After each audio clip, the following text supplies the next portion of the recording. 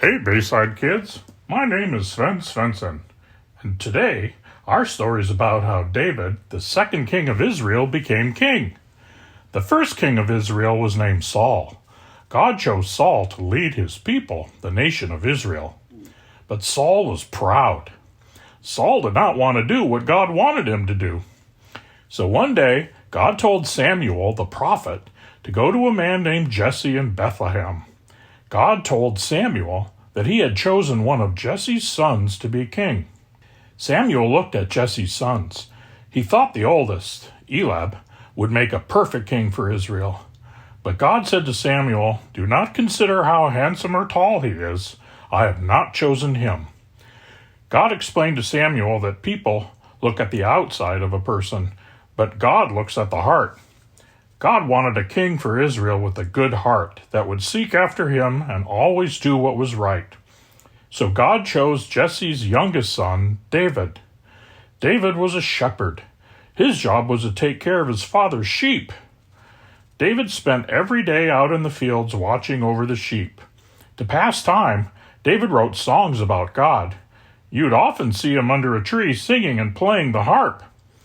But even though Samuel had chosen David to be the next king of Israel, David was not the king.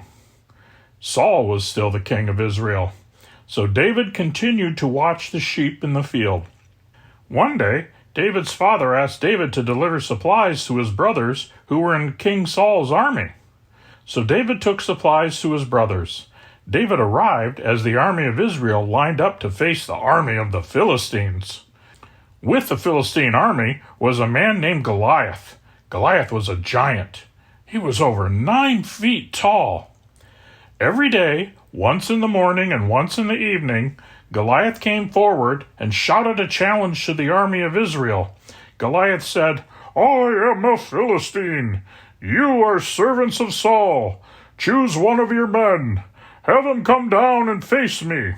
If he's able to fight and kill me, we'll become your slaves. But if I win and kill him, you will become our slaves and serve us. This very day I dare the soldiers of Israel to send a man down to fight against me." When the soldiers of Israel heard Goliath's words, they were terrified. But David heard Goliath's challenge and offered to fight the giant. How could David be so brave? Did David think he could beat Goliath? No. But David knew that God was bigger and stronger than Goliath, and God would win the battle. So David went out to meet Goliath. David said, "You're coming to fight me with a sword? A spear? But I'm coming against you in the name of the Lord, who rules over all. This very day the Lord will hand you over to me. Then the whole world will know that there is a God in Israel. The Lord does not save by using a sword or spear, and everyone who is here will know it. The battle belongs to the Lord." Then David ran right at Goliath and put a stone in his sling and slung the stone right at the giant. The stone hit Goliath right in the middle of his forehead. The giant fell face down on the ground.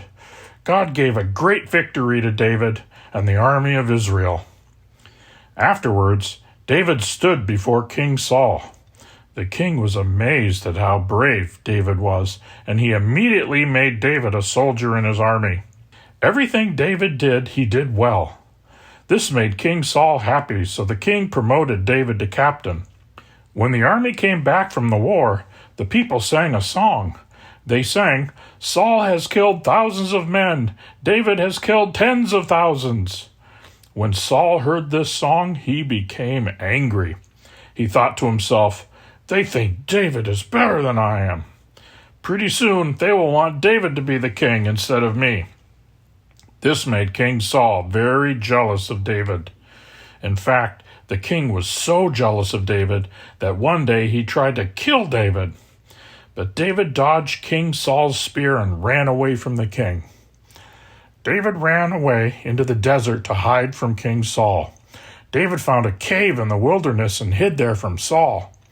Many people who wanted David to be king went there to be with David. Many times King Saul tried to catch David, but God was with David. He did not allow King Saul to find David.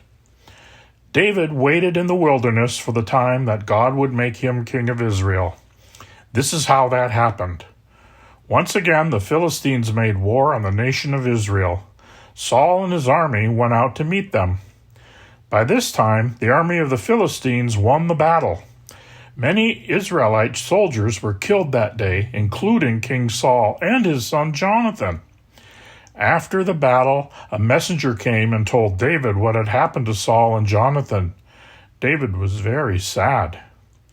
Now, David knew it was time for him to become king, just as the prophet Samuel had told him long ago. The people of Israel made David their king. David was a good king, and the people loved him. David ruled as king over the nation of Israel for 40 years.